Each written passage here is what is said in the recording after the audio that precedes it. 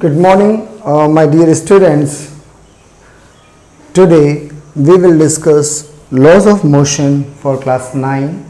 As we have discussed earlier, अगर हम पिछले वीडियो की बात करें तो पिछले वीडियो में हमने देखा है अकॉर्डिंग व्हाट इज़ फोर्स, हमने ये जाना कि फोर्स क्या होता है और उसके बाद हमने ये जानने की कोशिश की थी कि what are the various impact, what are the various effect that because of the force and what are the types of forces we have. Types in sense, in mechanical part we were talking about. So as we have last time we have discussed that force is an external cause which changes the state of an object basically. So force क्या क्या कर सकता है. if the effect की हम बात करें तो effect में हमारे पास आता है force हमारा state change कर सकता है. if the body is in rest then it will be in motion, or if the body is in motion then it will be in rest. और स्पीड वेरिएशन एग्जिस्ट करता है. Second, force can change the direction of the motion. Basically आपको एक example मैंने set किया था. Suppose a bowler is throwing the ball, so ball की जो पर्टिकुलर डायरेक्शन है, जब सामने से बैट्समैन वाला हिट करता है तो डायरेक्शन बॉल की बदल जाती है. इसके बाद तीसरा था shape and size. Like a Costco ball, if you take in your hand and just press it like this one, so उसका शेप बदल जाएगा. आप स्प्रिंग को स्ट्रेच कर सकते हैं, कंप्रेस कर सकते हैं. तो ये कुछ एग्जांपल्स थे. इसके बाद बात आती है लॉज ऑफ मोशन. और लॉज ऑफ मोशन में एक चीज़ बहुत इंपॉर्टेंट है, अगर हम वो चीज़ डिस्कस नहीं करेंगे तो उसके without laws of motion basically develop नहीं होता, एग्जिस्ट नहीं होता. That is Galileo experiment. Basically Galileo experiment क्या था, या गैलीलियो हाइपोथेसिस कह लीजिए, ये एक्सपेरिमेंट कह लीजिए. उन्होंने क्या किया बेसिकली, देखिए आप हमेशा याद रखें जब भी हम फिजिक्स की बात करते हैं, जब भी हम डेरिवेशंस की बात करते हैं, हम हमेशा फिजिकल कंडीशंस को आइडियल ट्रीट करते हैं. जो भी हमारे आसपास की कंडीशंस हैं हम आइडियल मान के काम करते हैं, क्योंकि कंप्यूटर हो जाता है, कॉम्प्लेक्सिटी रिड्यूस हो जाती है कैलकुलेशन की. अब अगर हम छोटे छोटे पैरामीटर्स को इग्नोर नहीं करें कंडीशन में, वो ऑटोमेटिक इग्नोर हो जाते हैं. और अगर हम उन छोटे छोटे वैल्यूज़ को भी मॉनिटर करेंगे और मीज़र करेंगे तो उससे हमारा कॉम्प्लिकेशन बढ़ जाएगा डेरिवेशन का. इसलिए जब भी हम किसी भी हाइपोथेसिस की बात करते हैं या जब डेरिवेशन की बात करते हैं तो हम कुछ पैरामीटर्स ये एक कंसिडरेशन कर लेते हैं कि we are explaining the concept for the ideal conditions, so that small parameters do not impact on the derivation. Like example, Galileo ने भी experiment जब किया और hypothesis the according to the laws of motion के लिए, उनका जो था hypothetical model, उसमें भी उन्होंने ये consider किया था कि हम ये assume कर रहे हैं कि हम ideal conditions में चल रहे हैं. We are working for the ideal condition, that means there is no role of friction. वहाँ कोई friction exist नहीं करता है, या इस तरीके का कोई भी पैरामीटर एग्जिस्ट नहीं करता है जिसमें एनर्जी का लॉस हो सकता है. ठीक है, एनर्जी का लॉस नहीं होगा. इस कंसिडरेशन के साथ उन्होंने क्या कहा, और फर्स्ट लॉ बेसिकली यहीं से डराइव होता है. उन्होंने किया क्या था कि एक इंक्लाइंड सरफेस ले लिया और एक दूसरा इंक्लाइन सरफेस यहां पर ले लिया, लाइक दिस वन. ठीक है, this is suppose A surface, this is suppose B surface. यहां से एक बॉल इन्होंने नीचे की ओर रिलीज कर दी. अब नीचे की ओर रिलीज करने के बाद ये बॉल जब नीचे आएगा तो ये ऑटोमेटिक ये बॉल क्या करेगा, ऊपर की ओर जाएगा और इसी की हाइट तक ये बॉल ऊपर पहुंचेगा. क्यों ऊपर इस हाइट तक पहुंचेगा, बिकॉज ऑफ हमने उन सारी कंसिडरेशन को अवॉइड कर दिया है, इग्नोर कर दिया है with this assumption that we are talking in the ideal situation. तो सरफेस पे लगने वाला फ्रिक्शन जो है वो नेग्लिजिबल मान लिया है. तो एक बॉल की टेंडेंसी होगी जब कोई भी लॉस नहीं हो एनर्जी का, तो जिस हाइट से वो छोड़ा गया है उस हाइट तक वो जाएगा.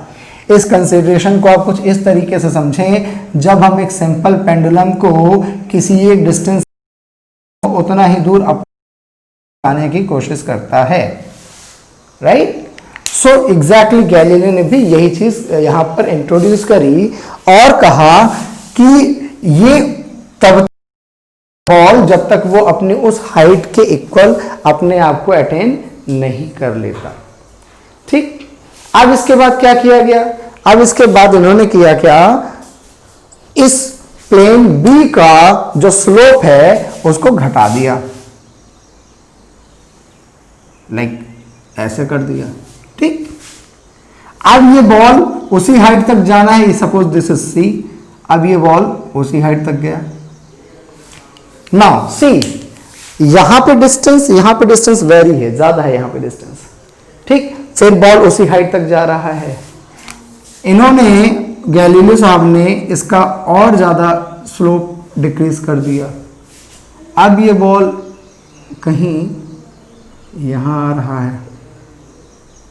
सो व्हाट वी आर सीइंग, ऐसा करते फाइनली उन्होंने क्या किया, इस बी वाले को सी तक ले गए, सी से डी ले गए, और डी के बाद उन्होंने इसको इसी लाइन पर रख दिया, that is E.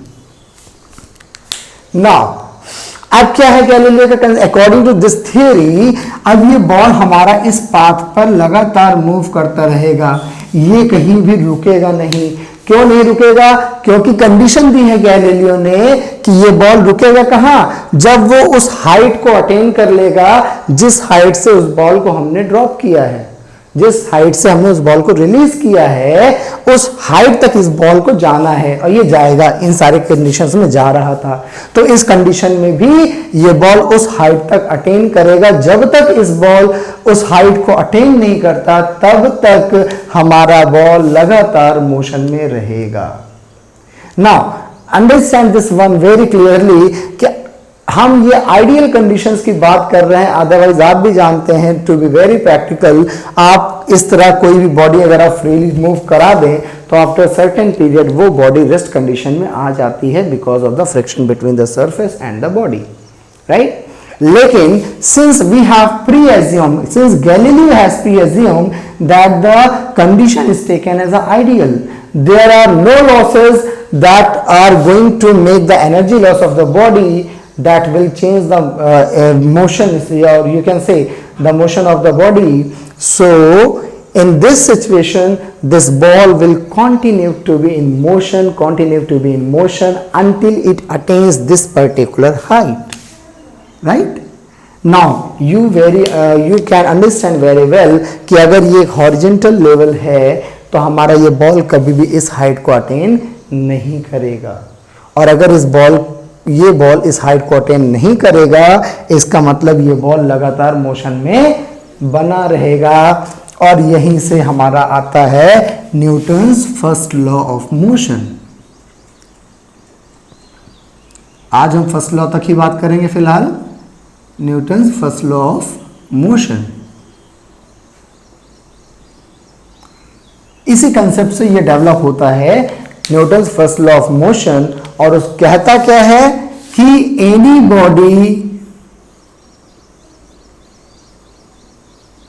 will remain in its state until a external force, या अनबैलेंस कहेंगे, unbalanced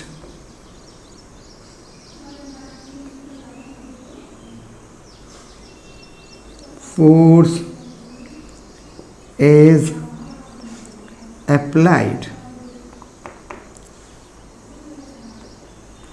Any body state until a external unbalanced force is applied. अब जैसे गैलीलियो में समझिए, ये बॉल लगातार मोशन करता जा रहा है। अब ये मोशन कब तक करता रहेगा, जब तक कि हम वहां पर कोई फोर्स अप्लाई पकड़ के रोकने की कोशिश ना करें, तब तक ये बॉल हमारा मोशन में चलता रहेगा। इसी पे आता है हमारा Newton's first law of motion. इसी को हम बोलते हैं बेसिकली लॉ ऑफ इनर्शिया। अब इनर्शिया का क्या होता है इसको डिस्कस करते हैं यहां पर बेटा आराम से। व्हाट इज इनर्शिया, पहले इस चीज को समझें, लॉ को समझें, फिर हम इनर्शिया पे आएंगे। This is also known as law of inertia and we will discuss this thing very clearly. बहुत आराम से भी हम बात करेंगे इस बारे में। समझते हैं, according to the first law of motion कहता है न्यूटन कि कोई भी बॉडी अपनी कंडीशन को, अपनी स्टेट में रहना पसंद करता है जब तक कि हम उस पर कोई फोर्स अप्लाई ना करें। ठीक, बहुत कॉमन सा एग्जांपल मैं आपको देता हूं जो आप समझ सकते हैं। आप जब रात में सोते हैं जाड़ों में रजाई के अंदर, तो सुबह आप उठना पसंद नहीं करते। वो आपकी एक स्टेट है, आपका एक कंफर्ट जोन है कि आप उस कंफर्ट जोन से बाहर नहीं आना चाहते हैं। 8 बज जाए, 9 बज जाए, 10 बज जाए, बट जाड़े के दिनों में हम रजाई से बाहर नहीं निकलना चाहते। लेकिन एक एक्सटर्नल फोर्स होता है, लाइक जो जॉब में है उनका एक्सटर्नल फोर्स क्या है कि उन्हें ऑफिस पहुंचना है।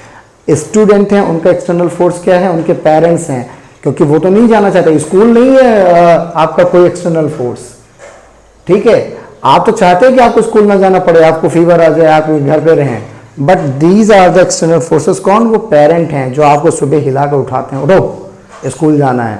So what we are doing, हम अपनी स्टेट में रहना चाहते हैं, लेकिन एक एक्सटर्नल फोर्स हमें बार बार क्या करता है, मोटिवेट करता है कि हम उस अपनी स्टेट को चेंज करें और दूसरे स्टेट में आए।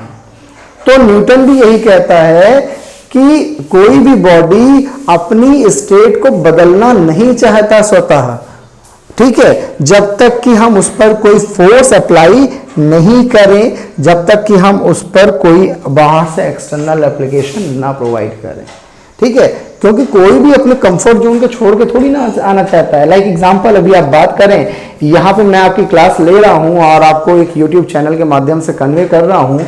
आप अभी भी कंफर्ट जोन में, कई लोग होंगे जो इस चैनल को अभी भी नहीं देखना चाहेंगे, जबकि उन्हें पता है कि यहाँ पर उन्हें एकेडमिक्स नॉलेज दी जा रही है और वो उनके लिए फ्रूटफुल है। हमारी टेंडेंसी है कि हम अपनी स्टेट को बदलना नहीं चाहते। ऐसे ही कोई भी बॉडी अपनी स्टेट को बदलना नहीं चाहता है, यही न्यूटन का फर्स्ट लॉ है, ठीक है। अब साइंस की लैंग्वेज में एग्जांपल की बात करते हैं। लाइक एन एग्जांपल, हमारा कोई बॉडी रेस्ट कंडीशन में है, रुका हुआ है, किसी सरफेस पर रखा है। जैसे आपके यहाँ घर में दीवार पर टीवी रखी हुई है। अब अगर आप इस टीवी को खुद उठाकर कहीं ना लेकर जाएं तो ये टीवी आपकी यहीं पर बनी रहेगी, ठीक। जैसे आपके दीवार पे जो टीवी हैंगिंग है, आपने टांग रखी है, अगर आप उसको एक कमरे से दूसरे कमरे में ले जाना चाहते हैं, then what you have to do, you have to apply some force. आप उसे पकड़ोगे, उठाओगे, दूसरे कमरे में ले जाओगे। लेकिन क्या वो अपने आप गया? नहीं। अब बॉडी इज इन रेस्ट, अगर ये रेस्ट कंडीशन में है तो ये कल भी यहीं पे मिलेगी। अगर मैं अभी ये वीडियो शूट करके चला जाऊं और यहाँ पर कोई फोर्स एप्लीकेशन ना हो, कि कोई इसको साफ ना करे, तो ये बॉडी यहाँ पर कल भी ऐसे ही बनी रहेगी। दैट मीन्स कि until or unless we have applied some force, body अपनी स्टेट को मेंटेन रखेगा। रेस्ट में है तो ये रेस्ट में रहेगा। अगर कोई बॉडी मोशन में है,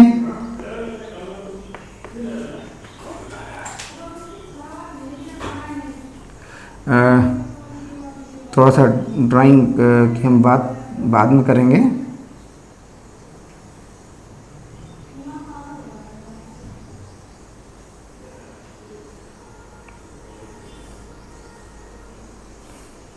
सड़क से ऊपर उठ गई है, चलें ना। Like this is your car. अब ये एक मोशन में है, ये मोशन में है तो ये मोशन में ही रहेगी, ये रुकी है तो रुकी ही रहेगी। डिपेंड करता है कि हमने इस पर कोई फोर्स अप्लाई किया है या नहीं किया है। तो जब तक हम उन दोनों पर कोई भी फोर्स अप्लाई नहीं करेंगे, means force is not applied, कोई भी फोर्स अप्लाई नहीं हुआ है, एक्स नहीं है, नॉट अप्लाई है, मतलब नॉट अप्लाइड। तो अगर फोर्स अप्लाइड नहीं है तो ये दोनों बॉडी अपनी कंडीशन को मेंटेन रखेंगी। मतलब अगर बॉडी रेस्ट में है तो वो रेस्ट में ही रहेगा, अगर बॉडी मोशन में है तो वो मोशन में ही रहेगा, ठीक। This is known as first law of motion. यही हमारा फर्स्ट लॉ ऑफ मोशन कहलाता है और इसी को हम लॉ ऑफ इनर्शिया के नाम से भी जानते हैं। अब लॉ ऑफ इनर्शिया होता क्या है या इनर्शिया टर्म क्या है, हम इसके बारे में बात करते हैं क्योंकि ये बहुत जरूरी है। जानना कि इनर्शिया होता क्या है।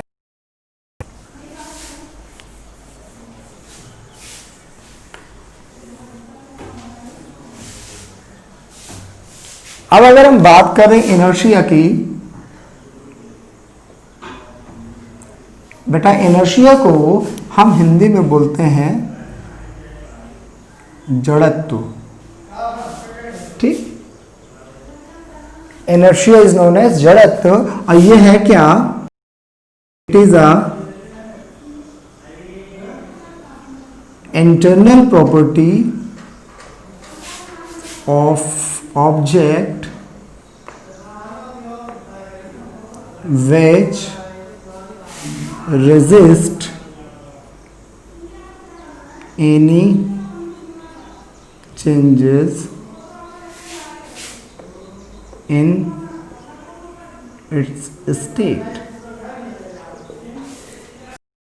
आपका इनर्शिया बेसिकली, इनर्शिया प्रॉपर्टी है आपके मटेरियल का या आपके ऑब्जेक्ट का, जो उस ऑब्जेक्ट की स्टेट में होने वाले चेंजेस का अपोज करता है।